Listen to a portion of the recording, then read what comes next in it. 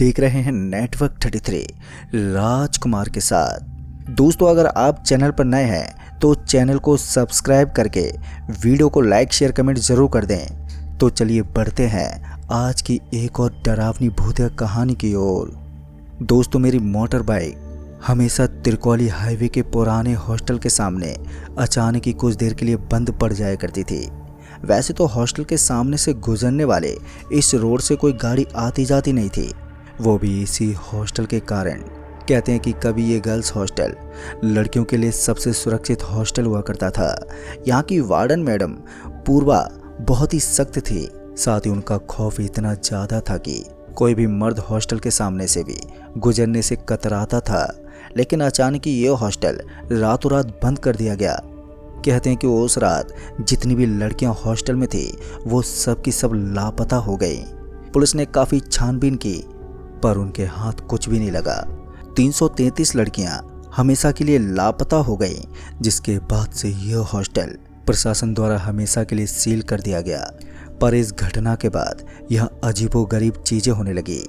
किसी को हॉस्टल से बच्चे के रोने की आवाज़ें आईं तो किसी को हॉस्टल की छत पर ढेर सारी लड़कियां घूमती नजर आईं। यहाँ तक कि कुछ और लड़कियां भी हॉस्टल के सामने से अचानक ही गायब हो गईं, जिसके बाद इस हॉस्टल को भूतिया मान लिया गया। और डर का आलम यह है कि इस हॉस्टल के सामने से कोई गुजरता तलक नहीं है। पर मेरे लिए ये सब एक मात्र कहानी है, इसलिए मैंने कभी भी इस घटना को गंभीरता से नहीं लिया। वो अलग बात थी कि मेरी मोटर बाइक हमेशा हॉस्टल के सामने ही बंद पड़ जाती थी, पर मेरे लिए महज मोटर बाइक की किसी खामी से ज़्यादा कुछ नहीं था। पर जल्द ही मेरी ये गलत फहमी भी दूर हो गई। दरअसल दोस्तों, एक रात जब मैं इसी गर्ल्स हॉस्टल के सामने से गुजर रहा था तो हमेशा की तरह मेरी मोटर बाइक एकाएक बंद हो गई। क्योंकि अब मुझे इसकी आदत सी हो गई थी, तो ऐसे में मैं अपने मोटर बाइक से उतरा और उसे धकेलते हुए वहाँ से आगे लेकर जाने लगा। जैसा कि मुझे मालूम था कि कुछ आगे जाने के बाद बाइक फिर से स्टार्ट हो जाएगी। पर जैसे कुछ आगे जाने के बाद मैंने मोटर बाइक दोबारा स्टार्ट करने की कोशिश की तो वैसे ही पीछे से एक लड़की भागती मेरे पास आई और बोली, यहाँ से जल्दी चलो नहीं तो हम दोनों मारे जाएंगे। उस वक्त ना जाने मुझे क्या हो गया था जो मैं उस अजनबी लड़की के इतना कहते ही उसे बाइक पर बैठने को बोला, और उसके बैठते ही मैंने बाइक स्टार्ट की और वहाँ से फुल स्पीड में निकल गया। फिर जब मैं उस गर्ल्स हॉस्टल से काफ़ी दूर निकल आया तो अचानक से मेरा दिमाग घूम गया और मैंने वहीं पर बाइक रोक दी और उस लड़की को नीचे उतरने को कहा। और जैसे ही वो लड़की मेरी बाइक से नीचे उतरी तो वैसे ही मैं उस पर भड़कते बोला, कौन हो तुम और तुम वहाँ गर्ल्स हॉस्टल के पास क्या कर रही थी? अभी मैं उससे सवाल ही कर रहा था कि तभी मेरा ध्यान उसके उभरे हुए पेट पर गया। उसके फूले हुए पेट से साफ लग रहा था कि वो माँ बनने वाली है। इससे पहले मैं उसके बच्चे के बारे में पूछता कि वो रोते बोली, भैया अभी मेरे पास बिल्कुल भी वक्त नहीं है आपको कुछ भी बताने का, आप मुझे कैसे भी करके जगसाद नगर पहुंचा दो। जैसे उस लड़की ने जगसाद नगर का नाम लिया तो वैसे ही मैंने कहा, तुम पागल हो क्या? तुम्हें मालूम भी है जगसाद नगर यहाँ से कितना दूर है? मैं तुम्हें मंटू रेलवे स्टेशन तक छोड़ देता हूँ, तो वहाँ से ट्रेन में चली जाना। हालांकि मुझे उसकी हालत देखकर उस पर तरस तो आ रहा था, पर मैं किसी तरह के झमेले में नहीं पड़ना चाहता था। इसलिए मैंने उस लड़की को सिर्फ रेलवे स्टेशन तक छोड़ने को तैयार हुआ, जो कि 5 किलोमीटर ही दूर था। वो लड़की भी मान गई और फिर अगले 15 से 20 मिनटों में मैं उस लड़की को लेकर मंटूर रेलवे स्टेशन पहुंच गया। अब तक रात के 9:30 बज चुके थे। मैं फटाफट टिकट काउंटर पर पहुंचा और जब करेली जाने वाली ट्रेन की पूछताछ की तो पता चला कि करेली जाने वाली ट्रेन रात के 11:59 पर आएगी। मैंने टिकट तो ले लिया, पर टिकट लेने के बाद मैं ये सोचने लगा कि बेचारी ये इस हालत में अकेली इतना लंबा वक्त कैसे काटेगी। ऊपर से स्टेशन पर भी ज़्यादा लोग नहीं हैं और जब तक ट्रेन आएगी तब तक शायद ही कोई यहाँ पर होगा। अभी मैं यही सब सोच रहा था कि तभी मैंने देखा कि वो लड़की स्टेशन पर चाय ब्रेड की दुकान की तरफ देख रही थी। उसे उस तरफ घूरता देख मैं समझ गया कि उसे भूख लगी है, इसलिए मैंने उसके लिए चाय और ब्रेड ले ली और जैसे उस लड़की के हाथों में दी तो वैसे वो चाय और ब्रेड पर टूट पड़ी। उसे ऐसे खाता देख मैं बोल पड़ा, क्या बात है, तुम जन्म जन्म की भूखी हो क्या? मेरे ये बोलते उसने एकदम से खाना बंद कर दिया और मेरे को एकटक देखने लगी। उसे मुझे इस तरह घूरता देख मेरी सांसें पल भर के लिए हलक में अटक सी गईं। फिर कुछ देर की खामोशी के बाद जब उसने मुंह का निवाला निगलने के बाद कहा, पिछले 456 दिनों से मैंने नवजात बच्चों के अलावा कुछ नहीं खाया है। जैसे उस लड़की के मुंह से ये बात निकली कि उसने पिछले 456 दिनों में सिर्फ नवजात बच्चे ही खाए हैं, ये सुनकर तो मेरा पूरा शरीर ही एकदम से ठंडा पड़ गया। मेरे हाथ पर कपकपाने लगे थे। मुझे डर और भय से कपकपाता देख वो लड़की बोली, क्या हुआ भैया, आप तो इतने में ही घबरा उठे। मेरी सोचो मुझ पर क्या बीती होगी जब मुझे नवजात बच्चे को खाना पड़ता था। जब उस लड़की ने ये कहा बच्चों को खाना उसकी मजबूरी थी, तो मैं चौंकते बोला, ऐसी भी क्या मजबूरी थी जो तुम्हें बच्चों को खाना पड़ा? इससे अच्छा तो तुम मरी जाती। मेरी ये कहते उस लड़की की आंखों में आंसू भर आए और फिर वो बिलखते बोली, आप ठीक कह रहे हो भैया, मैंने भी अपनी जान देने की पूरी कोशिश की, पर वहाँ मौत भी अपनी मर्जी से नहीं मिलती। मिलता है तो बेहिसाब दर्द और खौफ की झलक, जिसे कोई एक बार देख ले वो उम्र भर के लिए अपाहिज हो जाए।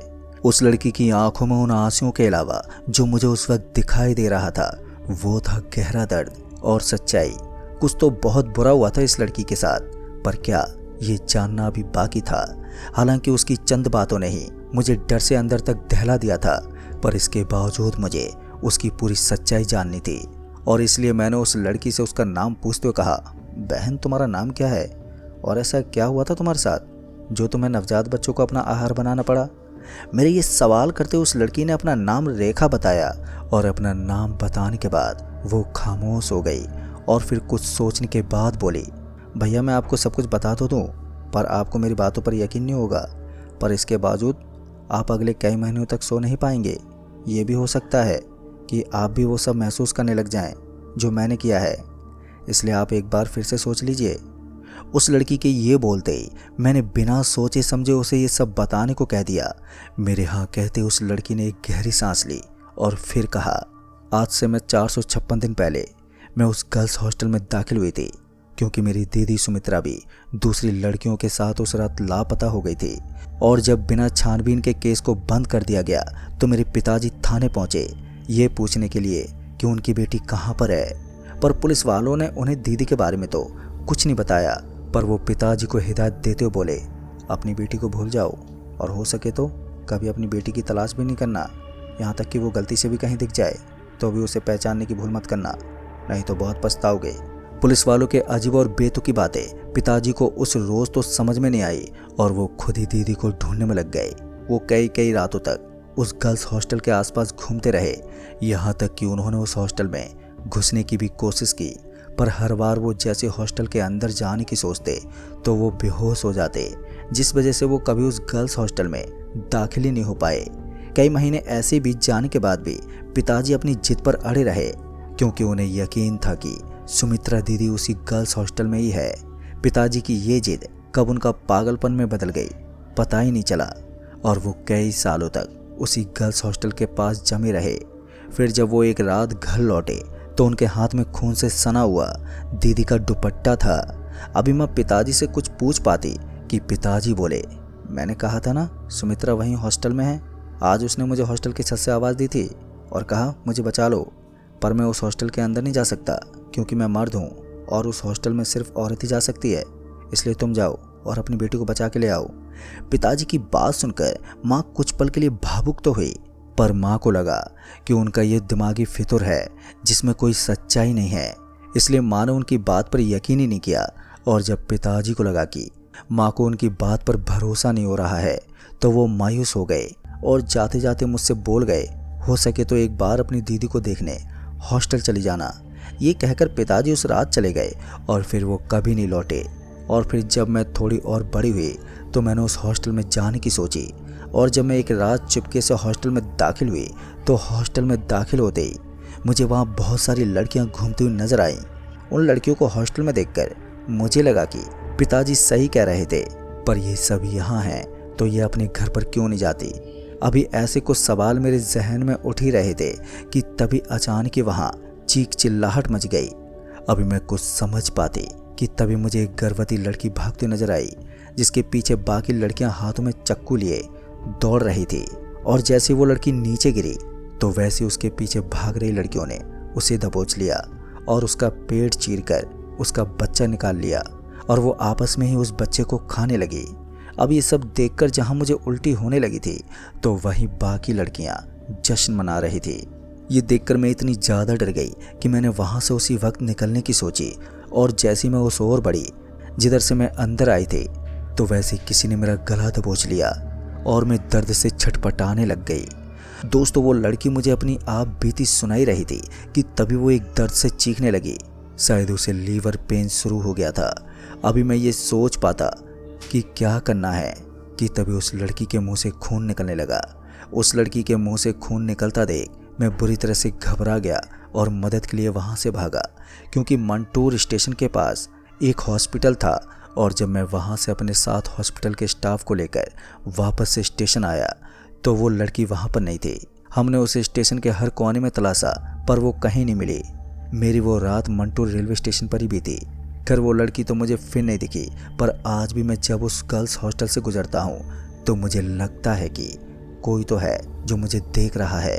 और अब तो मेरी बाइक भी उस हॉस्टल के सामने से गुजरते वक्त बंद नहीं पड़ती है। अब मुझे लगता है कि इस हॉस्टल में बहुत से राज छुपे हैं जो शायद ही कभी बाहर आ पाएंगे। तो दोस्तों, इस कहानी में बस इतना ही। तो चलिए लेकर चलता हूँ मैं आज की एक और दूसरी कहानी की ओर। दोस्तों, बंगाल के घने जंगलों के बीच शहर से कोसों दूर बसा था एक कपरोल गांव, जहां बच्चा पैदा करने का एक अनोखा और भयभीत कर देने वाला रहस्य है।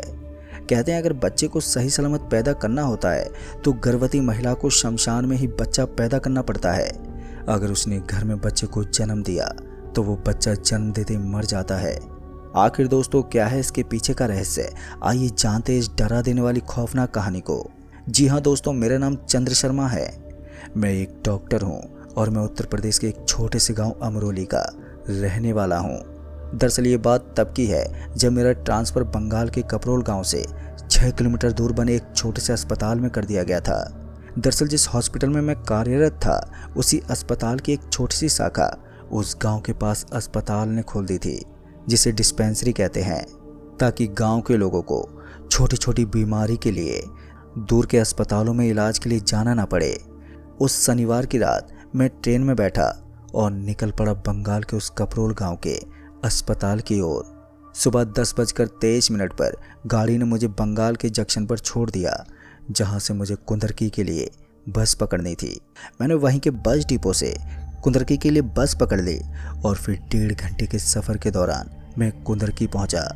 अब मुझे वहां से किसी से ये पूछना था कि ये कपरोल गांव कुंदरकी से कितना दूर पड़ता है और मुझे उस गांव के लिए सवारी कहां से मिलेगी।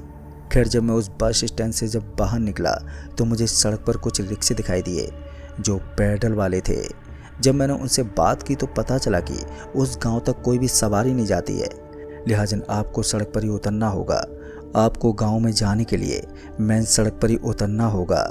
तभी मैंने उस रिक्शे वाले को समझाते हुए कहा, अरे भाई साहब, वो मुझे गाँव में नहीं जाना है। दरअसल वो क्या है कि मैं एक डॉक्टर हूँ और मुझे कपरोल गांव के पास जो वंदना अस्पताल है मुझे वहीं जाना है। मेरे इतना कहते उस रिक्शे वाले ने मुझे रिक्शे में बैठने को बोल दिया और फिर मैं 1.25 घंटे के सफ़र के बाद जाकर वंदना अस्पताल पहुंच पाया। जहां पहुंचते ही मैंने एक गहरी सांस ली और उसे पैसे देकर वापस लौटा दिया। फिर मैंने अगले दिन से अपनी ड्यूटी जॉइन कर ली और अपने काम पर फोकस करने लगा। अब मुझे काम करते हुए 2 महीने का वक्त हो गया था। मरीजों की संख्या भी अब धीरे धीरे बढ़ने लगी थी। फिर इसी बीच हमें गांव-गांव जाकर सर्वे के लिए जाना पड़ा और उसी सर्वे के दौरान जब मैं कपरोल गांव में पहुंचा तो 2-4 घरों में कुछ गर्भवती महिलाएं मिली जो दर्द से करा रही थी। जब मैंने उन्हें अस्पताल ले जाने को कहा तो उनके घर वालों ने मना कर दिया, ये कहकर कि इस गांव की कोई भी गर्भवती महिला अस्पताल नहीं जाती है। जब मैंने इसका विरोध किया तो गांव के कुछ लोग मुझ पर भड़क उठे, लिहाजा मैं उल्टे पांव उस जगह से वापस आने लगा। अभी मैं गांव से बाहर निकला ही था कि तभी मेरी नज़र कुछ लोगों पर पड़ी तो मैंने देखा कि कुछ लोग एक गर्भवती महिला को बैलगाड़ी में लेकर जा रहे थे। मुझे लगा कि शायद वो सभी उस महिला को अस्पताल लेकर जा रहे होंगे, पर ऐसा नहीं था। फिर मैंने वहीं के एक आदमी से उस महिला के बारे में पूछा तो मुझे जो पता चला वो बहुत ही हैरान कर देने वाला था। दरअसल उस आदमी ने बताया कि उस महिला को गांव से दूर एक शमशान घाट में लेकर जाया जा रहा है जहाँ पर उस महिला की डिलीवरी होगी। पहले तो मुझे लगा था कि शायद वहाँ पर कोई वैद्य या कोई बाबा होगा जो शायद इस तरह के उपचार करता होगा, लेकिन मैं यहाँ भी गलत था। फिर जब मैंने उससे और पूछताछ की तो पता चला कि उस शमशान घाट में ना तो कोई बाबा है और ना ही कोई वैद्य जो उस महिला का उपचार कर सके। अब ये सुनकर मेरे अंदर सवालों के बादल उमड़ने लगे कि उस महिला को डिलीवरी करने के लिए शमशान घाट में क्यों लेकर गए हैं। इन्हीं सवालों को लेकर मैंने अपने पाँव अस्पताल जाने के बजाय उन लोगों के पीछे मोड़ दिए। कुछ समय के बाद मैं उस बैलगाड़ी का पीछा करते हुए पहुंचा उस शमशान घाट में जहां पर उन लोगों ने उस गर्भवती महिला को नीचे लिटा दिया था और वो सभी एक घने पेड़ के नीचे दूर खड़े होकर देख रहे थे। ये सब नज़ारा मैं भी दूर खड़ा होकर छुपकर देख रहा था ताकि किसी की भी नज़र मुझ पर ना पड़ सके। देखते ही देखते अब काफ़ी अंधेरा भी हो गया था, मगर अभी भी वो महिला दर्द से छटपटाए नीचे पड़ी हुई थी। मैं अपने मन में सोच रहा था कि भला ये कैसे लोग हैं जो इस महिला के साथ इतना घिनौना काम कर रहे हैं। यहाँ पर ना तो कोई आदमी है और ना ही कोई और जो इस महिला की डिलीवरी कर सके। खैर, जब रात के 11 बज गए तो मुझे कुछ देखने को मिला, कुछ ऐसा जो हमारी कल्पना से भी अलग था। दरअसल मैंने देखा कि वहीं पर खड़े 7 बड़े पेड़, जिनके भीतर से एक तेज चमकदार रोशनी आकर उस महिला के ऊपर पड़ी, और जैसे उस महिला पर वो रोशनी पड़ी कि एक तेज चीख के साथ वहाँ पर खामोशी पसर गई। अब वो महिला बिल्कुल खामोश हो गई थी, उसमें कोई भी हलचल नहीं थी। मुझे लगा कि उस महिला को कुछ हो गया है, लेकिन ऐसा नहीं था, क्योंकि कुछ देर के बाद उस महिला में हलचल हुई और वो उठकर बैठ गई। और जैसे वो महिला उठकर बैठी कि तभी एक बच्चे की रोने की भी आवाज़ सुनाई दी, जिसे देखकर मैं चौंक गया। मैं सोच में पड़ गया कि भला ऐसा कैसे हो सकता है कि उस महिला की डिलीवरी बड़ी आसानी से हो गई। अभी मैं ये सब सोच ही रहा था कि तभी उस महिला को लोग उठाकर अपने घर लेकर जाने लगे, मगर उस बच्चे को वहीं पर रोता छोड़ दिया। ये बात कुछ भी समझ में नहीं आई। खैर, मैं भी उनके पीछे पीछे चल दिया। दोस्तों, उस पूरी रात मैं सवालों के घेरे में फंसा रहा। पूरी रात मुझे बेचैनी बनी रही। समझ में नहीं आ रहा था कि ऐसा भी होता है इस दुनिया में। पर जैसे ही सुबह हुई कि तभी मैं सीधे पहुंचा उसी कपरोल गांव के उसी घर में जिसमें वो गर्भवती महिला थी। फिर जब मैंने उसी घर के एक बुजुर्ग से पूछा तो उन्होंने मुझे पूरी जानकारी दी, जो बहुत ही पुरानी है। दरअसल उन्होंने बताया कि 150 साल पहले इस गांव में एक लड़की वृंदा को सती बना दिया गया था, वो भी जबरदस्ती। लेकिन कहते हैं कि वो अपनी मौत के बाद भी जली नहीं। उसकी चीखें आज भी गांव के उस शिव मंदिर के पास सुनाई देती हैं, जहां रहकर वो पूजा पाठ किया करती थी। कहा जाता है वृंदा ने मरने से पहले एक श्राप दिया था, जब तक मेरी आत्मा मुक्त नहीं होगी इस गांव की कोई भी माँ अपनी कोख का फल नहीं देख पाएगी। और उसी दिन से रात में गांव की औरतें एक आवाज़ सुनती थी, जैसे कोई उनके पेट से बात कर रहा हो। एक धीमी कराती हुई आवाज़, जैसे मेरे साथ न्याय करो, नहीं तो मैं तुम्हें वही दर्द दूंगी। और तो और कुछ लोगों ने रात में मंदिर के पीछे एक औरत की परछाई भी देखी थी, जलता हुआ चेहरा और उसकी लाल आंखें। तभी गांव वालों ने एक प्रसिद्ध तांत्रिक को बुलाया तो उसने बताया कि ये आत्मा शांति नहीं चाहती, बल्कि ये बदला चाहती है। जब तक सती वृंदा की चिता के पास की राख गंगा जल से शुद्ध नहीं की जाएगी, ये अभिशाप ऐसे नहीं टूटेगा। तभी उस तांत्रिक ने महिला की आत्मा को कैद करने की कोशिश की, मगर वो कैद नहीं हो पाई और गांव में मृत बच्चे पैदा होने लगे। तभी उस तांत्रिक ने अपनी काली विद्या से 7 डायनों को शमशान घाट में प्रकट किया और अपने वचन में बंधक बनाकर उनसे गर्भवती महिला की रक्षा करने को कहा। और तभी से गांव की हर गर्भवती महिलाओं को वहीं पर ले जाया जाता है और बच्चे को 3 दिन तक वहीं उन्हीं डायनों की देखरेख में छोड़ दिया जाता है। कहते हैं कि 3 दिन तक उस बच्चे पर वो डायने कोई तंत्र मंत्र करती हैं ताकि मंदिर वाली आत्मा उस बच्चे को अपना शिकार न बना सके। लेकिन वो डायन अपने समय में बहुत ही खतरनाक डायन थी, लोगों को मारकर उनका खून पीती थी। पर अब वो उस तांत्रिक के कहने पर ऐसा अच्छा काम क्यों करती हैं, ये तो हम में से कोई नहीं जानता। दोस्तों, उन काका की ये बात सुनकर मुझे यकीन नहीं हो रहा था कि इस गांव में डायनों की देखरेख में बच्चा पैदा होता है। अब ये अंधविश्वास है या फिर कोई सच, ये तो मुझे भी नहीं मालूम। खैर दोस्तों, आगे की कहानी को जब मैंने एक बाबा से पूछा जो कपरोल गांव के एक मंदिर में बैठते थे, तो उन्होंने उन डायनों के बारे में बताया जो बहुत ही भयानक था। पर उसके बाद मैं अस्पताल वापस आ गया और फिर उसके कुछ महीनों के बाद मेरा वहाँ से ट्रांसफ़र किसी और अस्पताल में कर दिया गया। फिर मैं कभी भी बंगाल के कपरोल गांव के उस अस्पताल में दोबारा नहीं गया। तो दोस्तों इस कहानी में बस इतना ही। कहानी आपको पसंद आई हो तो वीडियो को लाइक शेयर कमेंट ज़रूर कर दें। तो मैं आपका दोस्त राजकुमार जल्द ही मिलूँगा ऐसी एक और डरावनी भूतिया घटना के साथ। तब तक के लिए बाय एंड टेक केयर।